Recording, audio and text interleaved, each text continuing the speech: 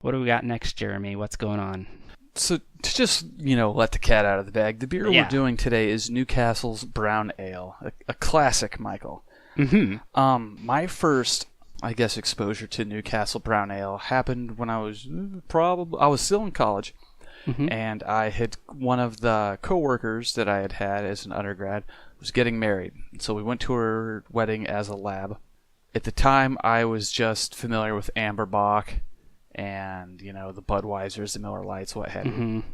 And so I can't for the life of me remember who told me about it, but someone, after I'd gotten my first or second Budweiser from the open bar, someone said, they have Newcastle back there. And I was like, well, what's that?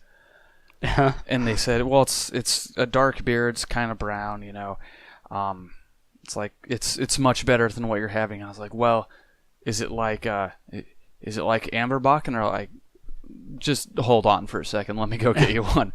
Right. And I had one there, and it was a life-changing experience for me. That may have been the beer that got me over the hump and out of the macros and into, well, I suppose, as we'll find out, this isn't exactly a micro. Right. But it got me out of the domestic, broadened your horizons a little It broadened bit, yeah. my horizons, and it kicked open the door because I had no clue that a beer could taste like that.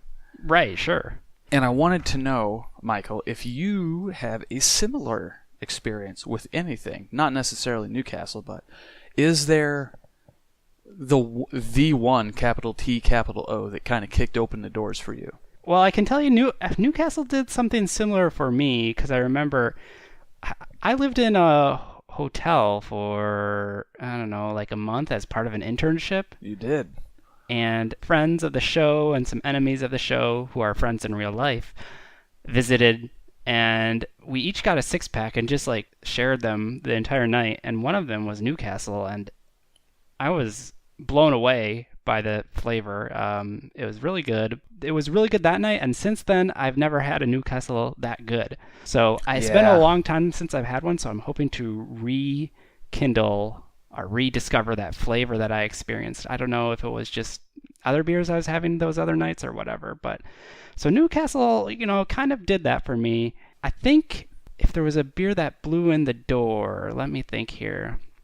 Well, there's a place that helped out, Okay. I think. What's that? And Brothers in our city, where I'm sure we have both frequented many a time. Oh, yeah. Back in the day. Unfortunately. But they had decent beers there.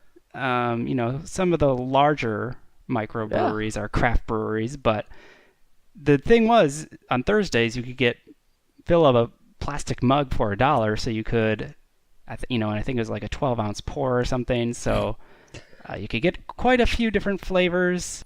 You could get quite a few different beers, especially in those old college days when you can really put them down. And so I just got to try a lot of variety, and it just opened up the door of all these different styles and colors and varieties of beer. Now, the only problem with Brothers, though, is the inability of them to clean their tap lines. Yeah, I'm sure it wasn't the most sanitized place to have a pure beer drinking experience, but you got to start somewhere, I guess. I suppose.